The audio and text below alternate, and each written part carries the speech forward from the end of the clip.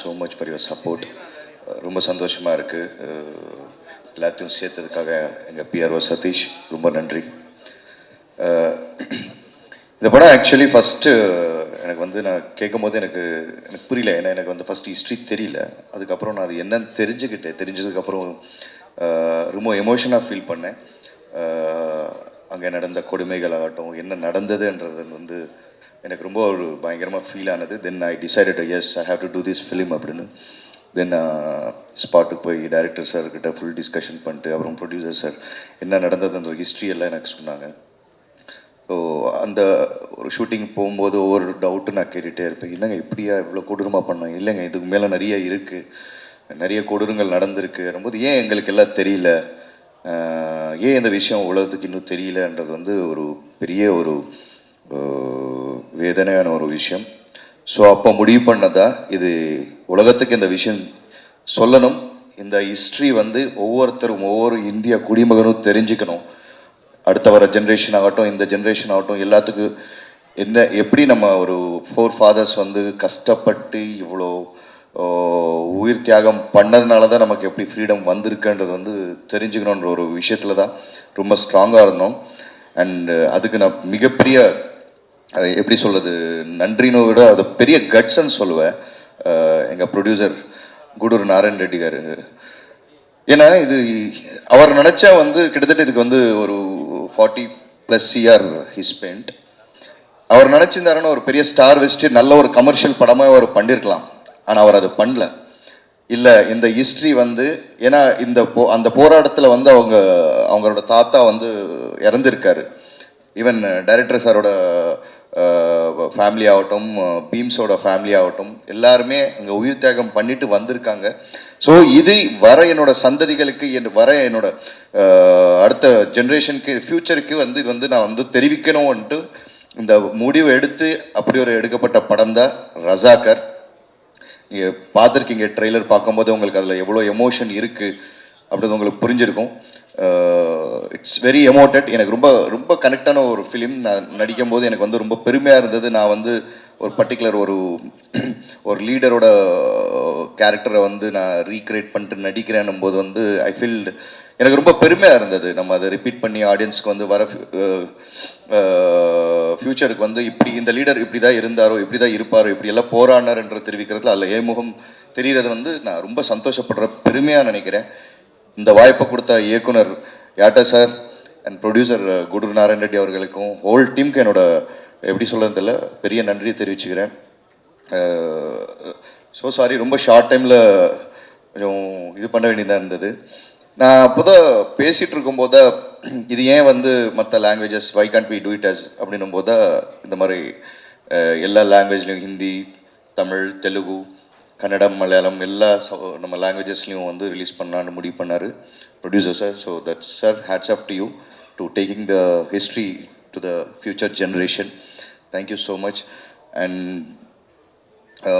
கோ actors என்னோட Vedhika. Actually போனதுக்கப்புறம் எனக்கு தெரியல, அவங்க மேக்கப்பில் இருந்தாங்க. ஐ மீன் கேரக்டர் அப்படியே இருந்தாங்க.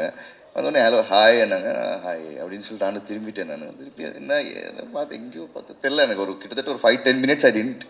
அப்புறம் திருப்பி கம்பைன் ஷாட் வரும்போது are you Vedhika? Yes it's me Bobby what happen. Sorry.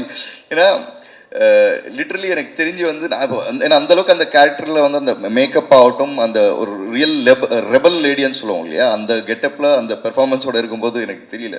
தென் அதுக்கப்புறம் நான் after Paradesi I think it's gonna be ஒரு very strong performance in your career.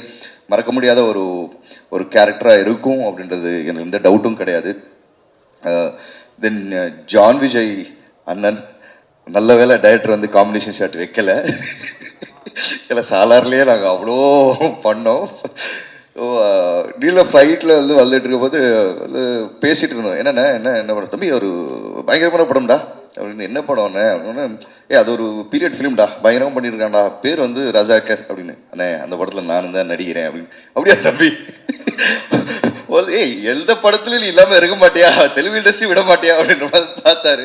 ஆனால் இல்லைல்ல, நல்ல படம், பெருசாக நல்லா வரும், நீங்கள் பாருங்கள். அந்த படம் வந்து வேறு லெவலில் கனெக்ட் ஆகும் எல்லா மக்களுக்கும் அப்படின்றது ரொம்ப ஸ்ட்ராங்காக இருந்தது. John Vijay sir and Anusree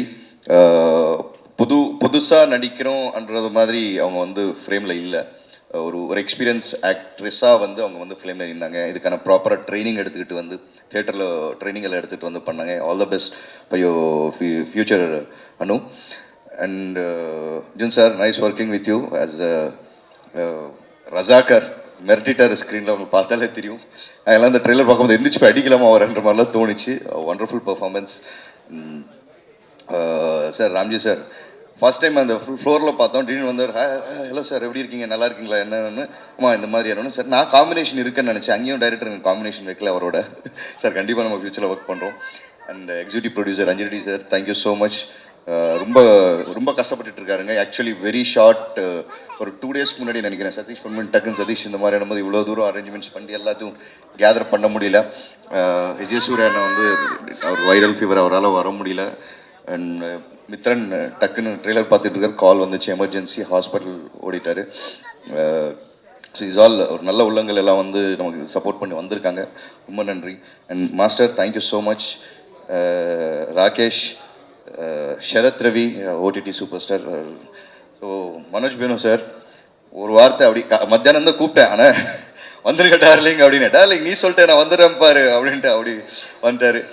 and especially Bheem sir, your music like அது பாஷை எனக்கு அந்த தெலுங்கு பாட்டு ஏன் ப்ளே பண்ண சொன்னேன்னா, எனக்கு அதில் வந்து பாஷை தேவையில்ல, அந்த ஒரு எமோஷன் ஒன்று இருக்குது, அது புரியும் அப்படின்ற ஒரு கான்ஃபிடென்ட் எனக்கு இருந்தது.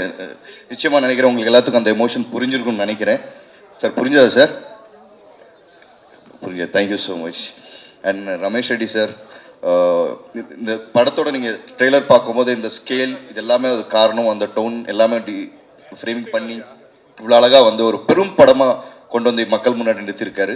Thank you so much Ramesh Reddy sir. And thank you all. I think நான் யாரும் விடலைன்னு நினைக்கிறேன்.